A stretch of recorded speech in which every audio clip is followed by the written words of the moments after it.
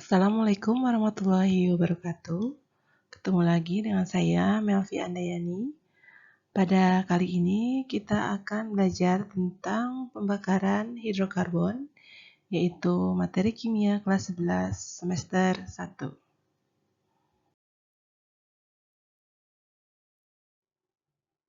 Sebelum kita masuk ke materi, alangkah baiknya kita ingat kembali mengenai materi hidrokarbon yang telah kita pelajari pertemuan sebelumnya.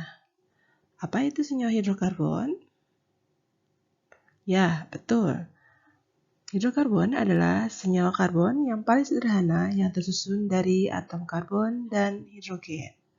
Kemudian, apa saja contoh senyawa hidrokarbon dalam kehidupan kita? Betul, minyak bumi merupakan salah satu contoh senyawa hidrokarbon dalam kehidupan, di mana minyak bumi merupakan campuran berbagai senyawa.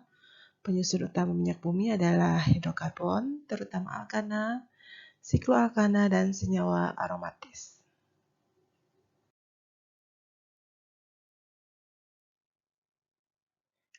Perhatikan kedua gambar berikut.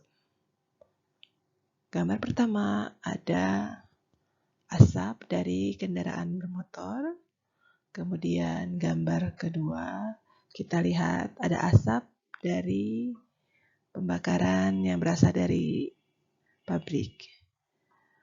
Saat bepergian menggunakan sepeda motor atau jalan kaki di kota atau kawasan industri, pernahkah kalian merasakan sesak nafas dan kesal karena ada begitu banyak asap yang berbau tidak sedap? Dari mana asal polusi asap tersebut?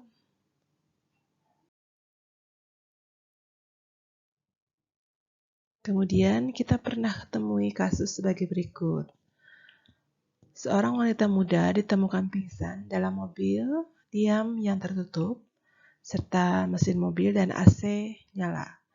Setelah diperiksa, dia dinyatakan keracunan setelah menghirup gas berbahaya yang berasal dari buangan kendaraan bermotor. Gas apakah yang dimaksud? Bagaimana gas tersebut dapat terbentuk? Nah, permasalahan yang tadi kalian amati di gambar dan juga kasus ini akan kita temukan jawabannya setelah kita mempelajari materi kali ini.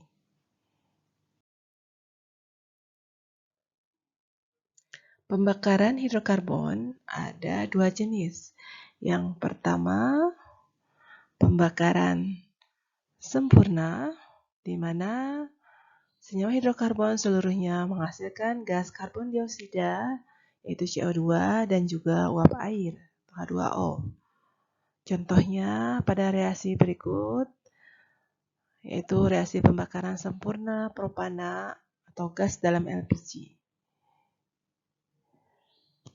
Yang kedua, yaitu reaksi pembakaran hidrokarbon tidak sempurna, di mana proses pembakaran tidak sempurna menghasilkan gas karbon monoksida dan uap air di samping gas karbon dioksida, dan juga dihasilkan partikulat atau karbon. Hal ini terjadi karena kurangnya oksigen untuk membakar hidrokarbon tersebut.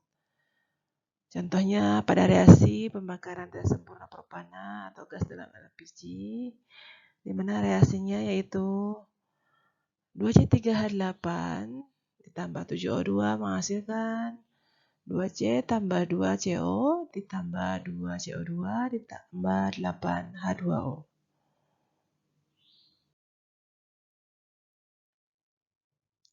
Dilihat dari produk yang dihasilkan dari pembakaran hidrokarbon tersebut, mari kita bahas mengenai dampak pembakaran hidrokarbon bagi kesehatan maupun lingkungan.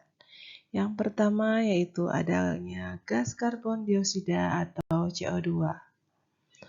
Polutan gas CO2 yang melebihi batas mengakibatkan gangguan pernapasan dan meningkatnya suhu bumi yang disebut efek rumah kaca atau global warming, karena sifat gas CO2 akan menahan radiasi matahari yang seharusnya dipantulkan kembali.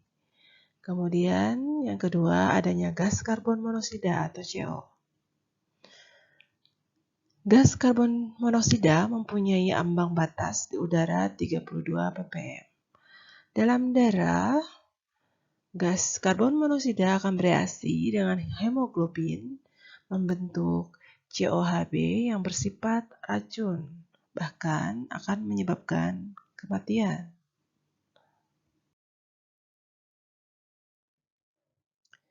Kemudian, pembakaran hidrokarbon tidak sempurna menghasilkan partikulat. Partikulat berupa karbon atau C dan timbal atau Pb dapat menimbulkan iritasi pada kulit, mata perih, gangguan saluran pernapasan, dan juga dapat merusak ginjal.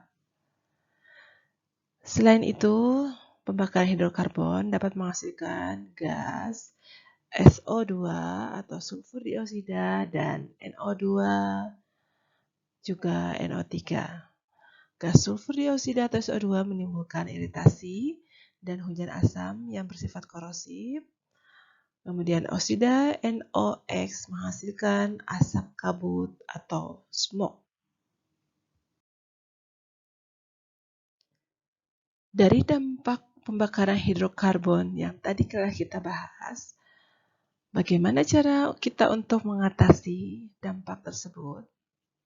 Langkah-langkah mengatasi dampak pembakaran hidrokarbon antara lain, yang pertama, penghijauan atau pembuatan taman kota. Mengapa penghijauan dapat mengatasi dampak pembakaran hidrokarbon? Karena tanaman dapat menyerap gas karbon monoksida untuk kemudian diolah melalui proses fotosintesis sehingga menghasilkan gas oksigen. Yang kedua, menggunakan bahan bakar alternatif yang dapat diperbarui dan ramah lingkungan seperti tenaga surya dan sel bahan bakar. Kemudian yang ketiga, penggunaan konverter katalitik pada sistem buangan kendaraan atau knalpot. Dan yang terakhir, penggunaan EFI atau Electronic Fuel Injection pada sistem bahan bakar.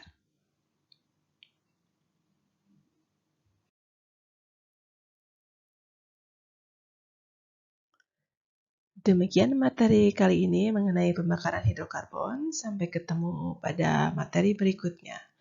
Assalamualaikum warahmatullahi wabarakatuh.